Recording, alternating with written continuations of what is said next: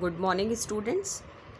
We have discussed till the immediate cause of the First World War.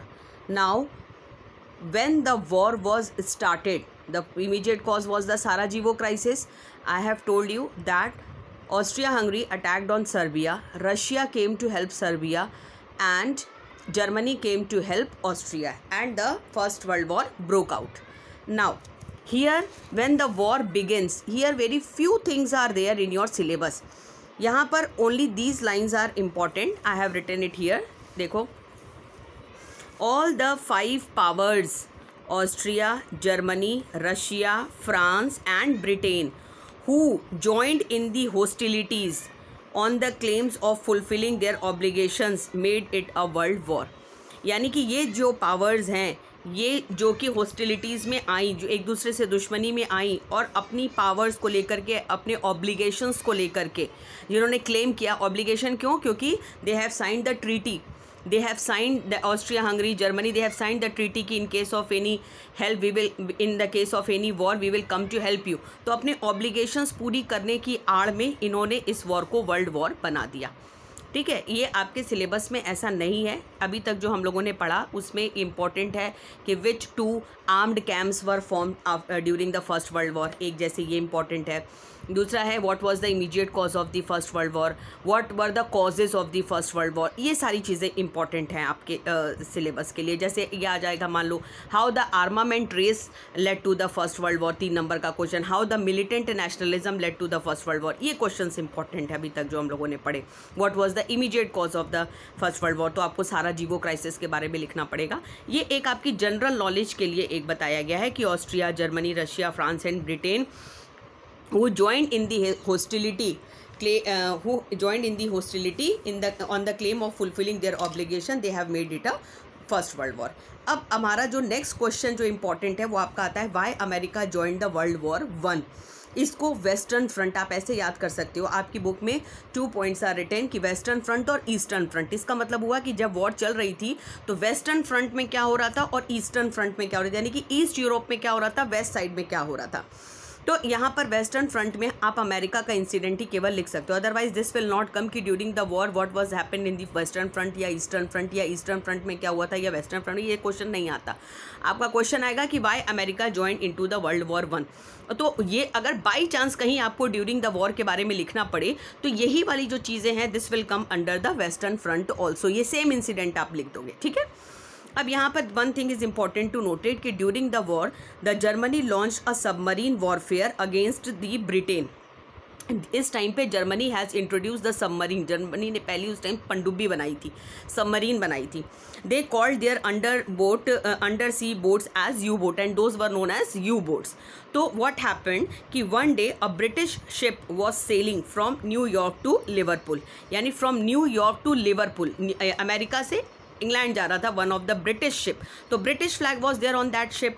तो that ship was carrying many American and the European passenger. Although the ship was of Britain, लेकिन उसमें कौन थे? American and the European passengers. तो इधर देखो, I have drawn one diagram कि New York से लिवरपूल एक शिप जा रहा था, ब्रिटिश शिप था. तो यहाँ पर जो अंडर वाटर्स यू बोट थी जर्मनी की, उसने एक मिसाइल, टॉर्पीडो मिसाइल इसके ऊपर चला दी, जिसकी वजह से the ship was sunk in a matter of minutes, taking all the passengers in the bottom of the sea. Around 300 American passengers were killed. समझ में आया? This Germany attack through the U boat, या ये कह सकते हैं German U boat launch a torpedo missile. Because of that, this British ship was sunk into the water carrying American and the European passenger. तो इससे क्या हुआ? America was shot because America was not at the side of any of the you can say the allies during the first world war. ना तो वो एंटेंटी group में था, ना तो वो allies एलियांस में था. लेकिन इस घटना की वजह से America declared war against Germany. Germany के खिलाफ अमेरिका ने वॉर डिक्लेयर कर दी. The people of United States were extremely shocked. America declared war on Germany. This placed at the disposal of the Allies America's huge resources both in men and money, and the war was shifted towards the Entente group. इससे क्या हुआ? जो Entente group था, जो group था Britain, France और Russia का, तो that group was joined by now America also, and America was at that time also very resourceful, very rich country, very powerful country. So here it is written कि because since America declared the war against Germany and fought on the side of the Entente group, therefore all the men and money of America was used by the Entente group, and this led to the shifting of war from the Alliance side to the Entente side, जिसकी वजह से war जो पहले Germany और Austria Hungary के favour में चल रही थी, अब वो शिफ्ट हो गई एंटेंटी ग्रुप के साइड पे, क्योंकि अमेरिका एंटेंटी ग्रुप को इस घटना के बाद ज्वाइन कर लेता है. ठीक है, अब देखो ईस्टर्न फ्रंट में क्या हुआ. मैंने शॉर्ट में लिख दिया है क्योंकि it is there in your book, but this will not come, this is not in your syllabus. बस आप ये ध्यान रखो कि ईस्टर्न साइड मतलब रशिया वाला इंसिडेंट होगा. ईस्ट रशिया, एशिया में भी है रशिया का कुछ हिस्सा, तो हम लोग जो ईस्टर्न फ्रंट जो है वो रशिया का इंसिडेंट मानेंगे. World war was started in 1914 and ended up in 1919. लेकिन 1917 में Russian revolution took place. Tsar dynasty was there in Russia, and that was overthrown by the Bolsheviks, the communists, under the leadership of Lenin. So during the war itself this revolution took place. So initially तो Russia was fighting with full weapons and all, and but as soon as since the revolution took place in Russia, therefore the Germany was able to capture some of the important resourceful area of Russia. Later on, newly elected Russian government under the leadership of Lenin had to surrender before the Germany, and Germany imposed heavy terms on them, and the important resourceful areas came under the control of the Germany. यानी कि Russian revolution took place. Because of that, the Lenin, who was the president of Russia at that time, so newly elected government was incapable of handling the situation to or stop the German aggression. That is why they had one treaty with the German forces, and Russian commanders, they surrendered before Germany. A treaty was made between them in which Russia agreed to give some of the important areas to Germany. अब देखो, here I have written in the short form, Germany and Austria captured many territories of Russia. Germany received kerosene, petrol and grain in abundance. In 1917, Russian Revolution took place, and newly elected government under Lenin surrendered before Germany, and Germany imposed very harsh terms on Russia. ठीक है, this is the Eastern Front. ये वाला जो मैंने अभी आपको बताया वो Western Front. Now look into your book. This I have told what you will have to do. Now the course of war, Western Front. Here I have marked the important points. You also see in my book and mark. Britain, newest and fastest Atlantic ship, ये आपको करने की जरूरत नहीं, सिर्फ read कर लेना. यहाँ पर देखो, carrying European and American passengers, ये यू वोट वाला इंसिडेंट, और this place at the disposal of allies America's huge resources, ये हो जाएगा. ईस्टर्न फ्रंट में आपको कुछ नहीं करना है, केवल मैंने एक आपको इसकी जिस्ट बता दी कि Germany and Austria captured the Russian territories like Courland, Livonia, नाम याद करने की जरूरत नहीं है, and Estonia till the end of the war. These places remain under the German domination.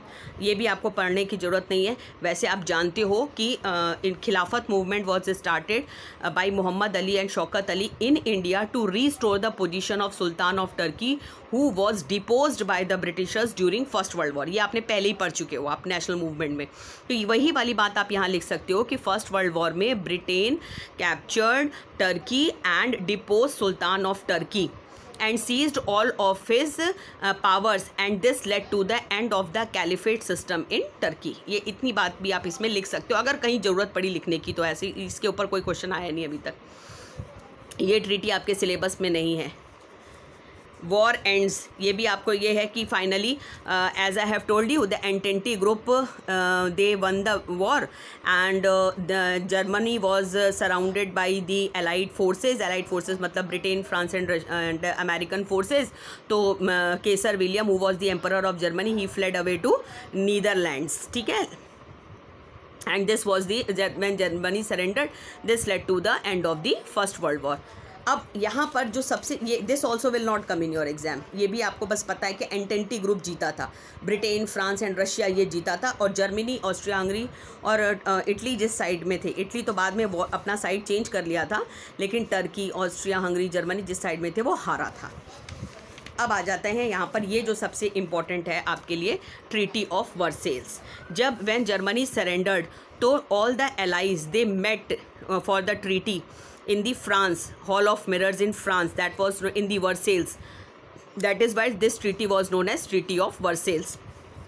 यहाँ पर Germany was blamed for imposing war on the allies.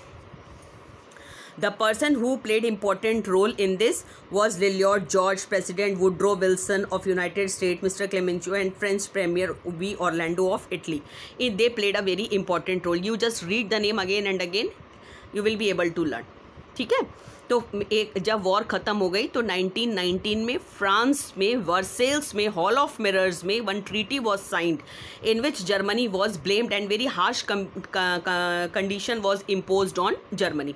अब यहाँ ये treaty of Versailles is very very important for your board point of view. यहाँ से many questions will arise, many type of question can be framed. तो one by one we will सी.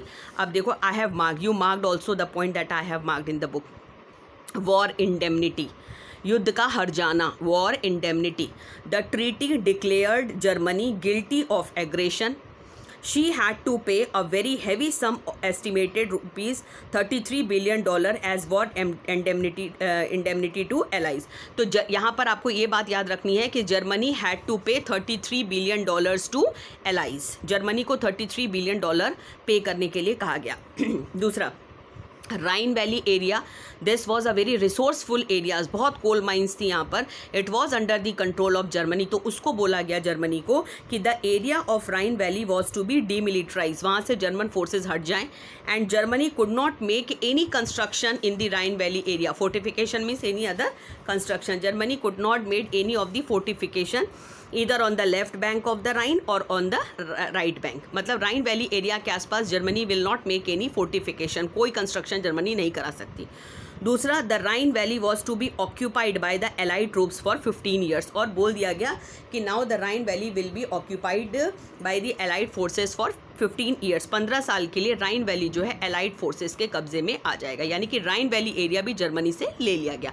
तो अब आप ये देखते जाना एक एक करके कि जर्मनी से कितनी, जर्मनी को ब्लेम करते हुए उससे कितनी सारी चीज़ें ली गई, कितना उसको ह्यूमिलेट किया गया, ये आपको देखते जाना है. ठीक है. अब नेक्स्ट इज देखो, Alsace Lorraine and Saar basin. अगर आपको याद हो तो मैंने इस पर स्ट्रेस किया था कि एल्सेस लोरेन आपको बार बार देखना पड़ेगा कि जब केसर विलियम का इंटेंस नेशनलिज्म अराइज हुआ तो he attacked on France and he defeated France in Franco Prussian war and took back the Alsace-Lorraine area which was under the control of France. तो अब ये Alsace-Lorraine in this treaty Germany had to give Alsace-Lorraine back to France.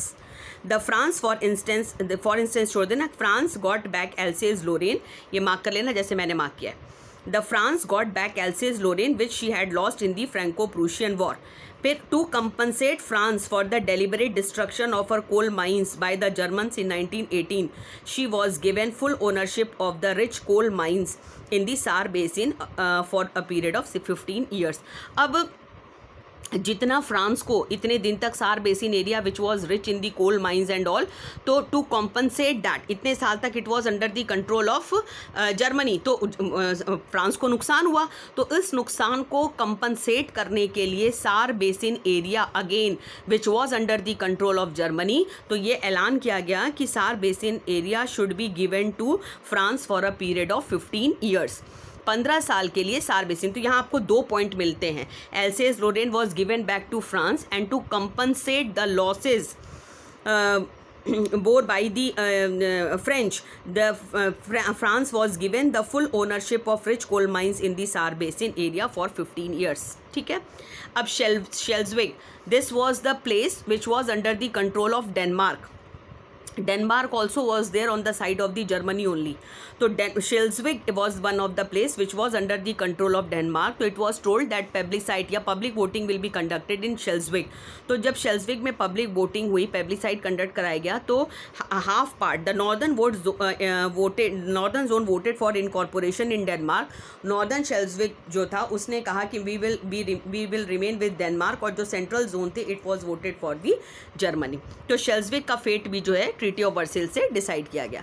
Then comes the Eupen and Malmedy. Eupen and Malmedy, यहाँ पे ये वाली line सिर्फ आपको याद करनी है। Germany had to surrender the areas of Eupen and Malmedy to Belgium. अब आपने यहाँ देखा एल्सेज लोरेन देना पड़ा, सार बेसिन देना पड़ा, राइन वैली देना पड़ा, पैसा देना पड़ा, यूपेन एंड मेलमडे देना पड़ा, ये सारी चीज़ें जर्मनी को देनी पड़ी।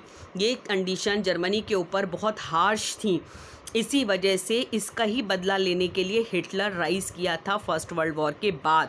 और आपका क्वेश्चन बोर्ड में ऐसा भी आ सकता है कि what did Germany lost after the first world War, या what did Germany lost in the treaty of Versailles, ऐसे भी करके क्वेश्चन आ सकता है। Now come to the independence of Poland. The newly created areas of Poland got independence. अगर simply आप ये याद करना चाहते हो तो आप ये भी लिख सकते हो, the Poland got back all the territories she had lost in the war. Poland got independence. Earlier the parts of the Poland was under the control of Russia, Austria, Germany. तो now the Poland got independence and to provide Poland with the port the German city of Danzig were internationalized. And Poland के पास जो है एक area था जो कि समुद्र का एरिया के किनारे का एरिया था, डैंजिंग कॉरिडोर, एक ऐसा लंबा एरिया था विच was under the control of Germany. तो जर्मनी से वो वापस लेकर के उसको इंटरनेशनलाइज कर दिया गया। तो it was open for all the countries for the trade purposes. तो पोलैंड की वेल्थ को बढ़ाने के लिए डैंजिंग कॉरिडोर को इंटरनेशनलाइज कर दिया गया, so that the Poland got the benefit out of that. It was kept as a free city and placed under the protection of League of Nations. The trading rights through the city of Danzig increased Poland's wealth and resources. Because it was internationalized and it became an important center for international trade, so it increases the Poland's wealth and the resources. Now here itself the things are clear, no need to learn कि which colony was taken by whom, only you can learn this कि Germany lost all her colonies and overseas possession। अगर आप detail में पढ़ना चाहते हो तो it is very good, आप पढ़ सकते हो, लेकिन एटलीस्ट मिनिमम आपको इतना याद रखना है कि Germany lost all her colonies and overseas position. As we have seen कि Germany also entered into the Africa and Asia to increase its colony. मैंने आपको पहले भी बताया था, कील कैनाल भी डीपर कराया था, जर्मनी ने कुछ कॉलोनीज एशिया अफ्रीका में बनाई थी, वो सारी उससे वापस ले ली गई। And it came under either the control of League of Nation और under the control of Britain and France. League of Nation was also into the hands of Britain and France only, so if wherever the control of League of Nation was there, actually it was under the control of Britain and France. So here only one line is sufficient, that Germany lost all her colonies and overseas possessions. Now, in order to prevent the future aggression, the Germany's military strength was crippled. They were not stopped here only. They have told Germany that they could not have armed forces more than 1 lakh soldiers. Navy was limited to 15,000 men only and 36 ships, and air force was totally banned in Germany, and they were not allowed to have any of these submarines, and Germany was neither to make nor to purchase from outside any tanks or armored cars. मतलब Germany cannot purchase also any of the armored cars or any of the weapons, and it was limited to this. So Germany's military strength was also crippled. Now come to the supply of coal. Germany had to supply a huge quantity of coal to France, Italy and Belgium for 10 years. So what did Germany lost? में this also will come कि Germany had to supply the coal to France, Italy and Belgium for 10 years. अब एक question आता है, ये आपके दूसरे तरीके से भी क्वेश्चन आ सकता है कि how the map of the world was change after the first world war. तो अभी आपने whatever we have seen from here only we come to know that, देखो पोलैंड गॉट इंडिपेंडेंस। तो पहले पोलैंड किसी और का पार्ट दिखाया जाता है, now it is independent. Eupen and Malmedy given to Belgium. तो पहले यूपेन एंड मेलमडे जर्मनी के कंट्रोल में होता था, तो अब वो बेल्जियम का पार्ट दिखाया जाने लगा। सार बेसिन एरिया पहले जर्मनी का हिस्सा था, अब फ्रांस का दिखाने लगा। एल्सेस लोरेन भी सेम, पहले जर्मनी का हिस्सा था, फ्रांस का दिखाने लगा। राइन वैली भी फ्रांस का दिखाने लगा। शिल्सविक का एरिया आधा जो है वो डेनमार्क का पोर्शन दिखाने लगा, आधा जो है वो जर्मनी का दिखाने लगा। तो इस तरीके से वर्ल्ड का मैप चेंज हुआ था। कुछ पॉइंट्स हम लोग यहाँ से लेंगे, कुछ पीछे से लेंगे।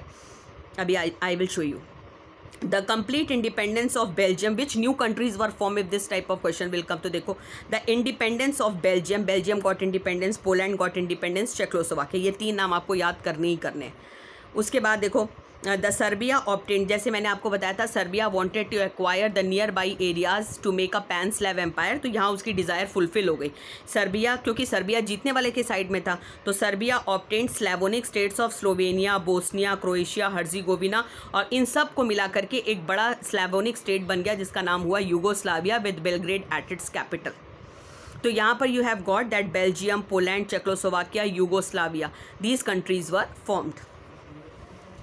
And one of the important decision of the Treaty of Versailles was the League of Nations. One pact was signed that a League of Nations would be formed that could prevent the further war conditions in the world, that can solve the dispute between the nation. अब यहाँ पर ये जो lines हैं which I have marked, it is not the part of the Treaty of Versailles. Here it is written कि the treaty of Versailles was undoubtedly a dictated peace that one would assign all the war guilt to Germany, जिसमें Germany को ही सारा blame कर दिया गया. The German representative had to sign the treaty of Versailles under the force. एक ज़बरदस्ती, जो भी उस टाइम जर्मन कमांडर थे उनको ज़बरदस्ती ये ट्रीटी साइन करवाई गई. The Treaty of Versailles deprived Germany of all its colonial possessions and imposed enormous compensation in the form of war damages. Her military strength was also crushed. The peace arrangements therefore broke down, and the Germany under Hitler showed aggression in its political activities. This became an important cause of the World War II. Germany के ऊपर जो इतनी harsh condition impose हुई थी उसी का नतीजा था कि हिटलर यहाँ पर राइज हुआ बदला लेने के लिए. ये लाइन जो है वो कई जगह आपके नेक्स्ट चैप्टर में भी काम आएगी कि how treaty of Versailles became the cause of the Second World war. तो you will have to write these things here. ठीक है, you read till here, and what question answer what you can do in this structured question number 1, question number 2, question number 3. These 3 questions of structured question you do, and do these questions also. one word question you can do in the book itself, जो थोड़े लेंदी होंगे वो आप जो है copy में करोगे. Thank you.